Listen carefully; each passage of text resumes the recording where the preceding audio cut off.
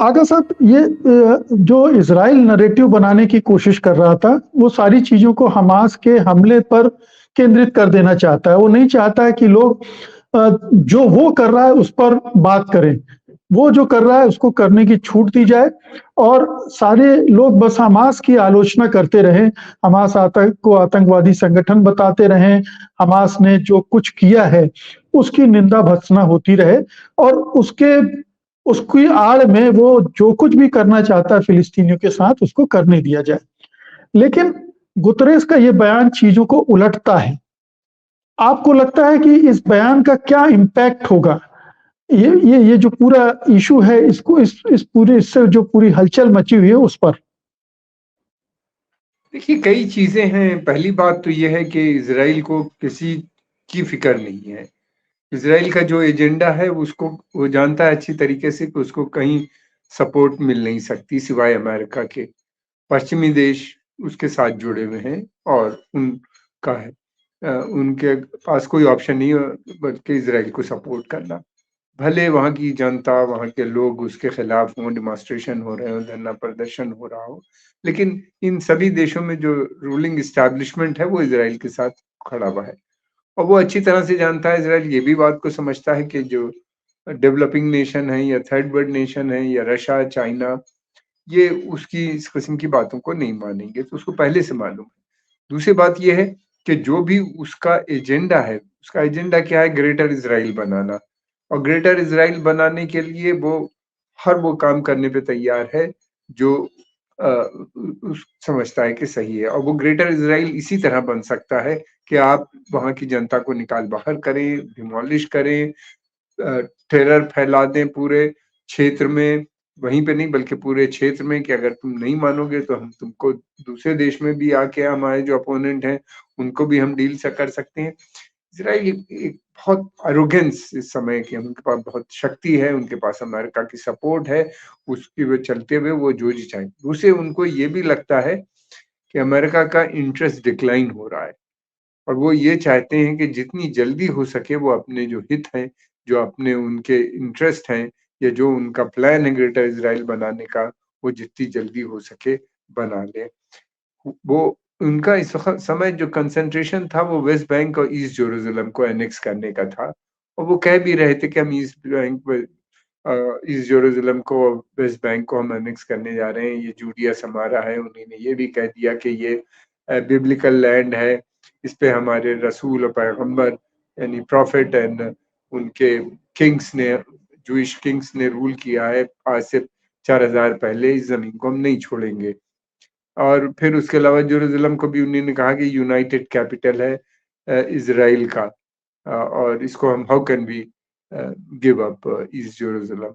और वो उसको बहुत तेज़ी से वहाँ के ऊपर उस शहर का जो अरब कैरेक्टर था उसको ख़त्म कर रहे थे, बिल्डिंगें गिरा रहे थे, वहाँ के ऊपर एनेक्सेशन कर रहे थे, सेटलमेंट बना रहे थे और एक वेस्टर्न स्टाइल का उस शहर को डेवलप कर रहे थे। और यही नहीं बल्कि उन्होंने ये भी कह दिया कि हम गाज़ा पट्टी जो वहाँ पे जो मस्जिद है जेरूशलम के अंदर अल-अक्सा मॉस्क कंपाउंड का, उनका कि हम 2/3 एरिया जो हम उसको एनेक्स करने जा रहे हैं। यहाँ पे हम किंग डेविड ने जो पहला टेम्पल बनाया था उसको वहाँ पे बनाएँगे। इबादतगाह जो उन्होंने वहाँ पे बनाई थी। तो इस तरह की बातें कर रहे थे, टेंशन बहुत था। उसी बीच में एकदम से हमास ने ये इतना बड़ा ऑपरेशन कर दिया। हमास के इस ऑपरेशन के बाद इज़राइल की एक तो जो छवि बनाई थी कि उनके पास आयरन कर्टेन है, उनके पास आयरन क्लैड सिक्योरिटी है, एक चिड़िया भी अंदर नहीं आ सकती और वो अपनी सिक्योरिटी को पूरी दुनिया में बेचते भी थे कि किस तरीके से बनाओ वो वॉल, वो फेंसिंग, लेज़र फेंसिंग और वो सब खत्म रह गई, सारा प्रोपेगेंडा खत्म हो गया कि ये कुछ भी नहीं है, बकवास है। और वो यही नहीं 4-5 घंटे तक फिलिस्तीनी वहाँ पे गाज़ा के लोगों ने जो कुछ किया वो उसको सभी ने खंडन किया और करना भी चाहिए, उसमें बहुत से बेगुनाह लोग मरे हैं। और हालाँकि फिलिस्तीनी कहते हैं कि जो ऑक्युपायर है वो बेगुनाह नहीं है, वो वहाँ पे रह रहा है, लेकिन बहरहाल निर्दोष लोग मरे वहाँ पे, सैनिक नहीं थे उसमें ज़्यादा मरने वालों में। और फिर बंदी भी बना के ये लिया है, उनकी आर्मर्ड कार भी लिया है वहाँ से और कुछ और आर्मी के असलहे वगैरह भी उठा लाए। तो आर्मी के 50 से ज़्यादा सोल्जर्स को भी पकड़ लाए वहाँ से। तो बहुत ज़्यादा इज़राइल की इस वक़्त छवि ग्लोबली भी और मुल्क के अंदर भी इस गवर्नमेंट की बहुत खराब हो गई कि भाई ये कैसे हो गया, क्यों हुआ, इतनी बड़ी-बड़ी बातें ये लोग करते थे और ये हुआ। उसमें गुटरस का भी बयान आ गया, सेक्रेटरी जनरल का। उस बयान से और ज़्यादा उनको वो लगा अपने को शो करने के लिए। देखिए ये लोग बहुत ही राइट विंगर गवर्नमेंट है, एक्सट्रीम राइट, बल्कि ज़ेलेट्स हैं ये लोग। इनको राइट विंग और कभी कुछ कह के छोड़ दिया जाता है कि राइट विंग है, लेकिन ये बेसिकली ज़ेलेट्स हैं ये सब। और ये अपना एजेंडा जिस तरीके से कर रहे हैं उसको पूरा करना चाहते हैं और ये देख रहे हैं कि अरब डिवाइडेड है, कुछ अरब कर नहीं सकता, अरब के पास फ़ौज नहीं है, अरब स्वयं डिपेंडेंट है सिक्योरिटी के लिए, तो क्या लड़ सकता है। ईरान अकेला है, उसको इनका पूरा प्लान है कि धीरे-धीरे ईरान को भी हम निपटाएँगे, वहाँ के न्यूक्लियर इंस्टॉलेशन, मतलब ये कि उसका जैसे इराक के साथ हुआ है वैसा करेंगे और अमेरिका की भी सपोर्ट है उनको।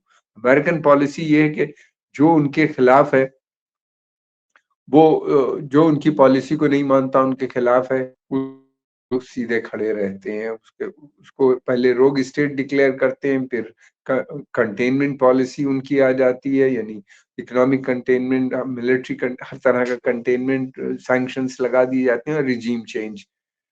ईरान एक ऐसा देश है कि इन सब के बाद भी उसने बहुत तरक्की कर ली और फिर उस तरक्की नहीं की बल्कि बहुत सी फील्ड में उसने बहुत रिमार्केबल ड्रोन्स, उसका वो कहा जाता है कि वो सुपर पावर है उसके पास, जितने अच्छे ड्रोन है दुनिया में नहीं होंगे अमेरिका को छोड़ के। फिर उसके अलावा ये है कि उसके पास मिसाइल प्रोग्राम बहुत एक्टिव है, बहुत स्ट्रांग है। उसने साइंस एंड टेक्नोलॉजी में बहुत तरक्की की, स्पेस प्रोग्राम है, न्यूक्लियर प्रोग्राम है उसका बड़ा थ्राइविंग।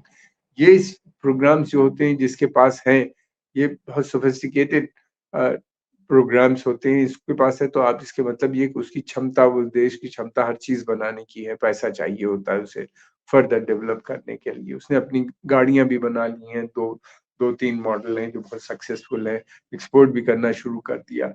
अब तो वो बर्दाश्त नहीं है इनको, ये किसी न किसी दिन ईरान को भी इनका प्लान है, अब कब है, क्या करेंगे, कैसे करेंगे, ये बहुत समय बताएगा। और ये भी है कि इलेक्शन ईयर है इस साल अमेरिका में, बाइडेन को भी दिखाना है, अमेरिका में जूइश लॉबी बहुत स्ट्रॉन्ग है, जूइश सपोर्ट बहुत इम्पोर्टेंट होती है इलेक्शन में दोनों कैंडिडेट के लिए, जूइश फंडिंग बहुत बड़ी होती है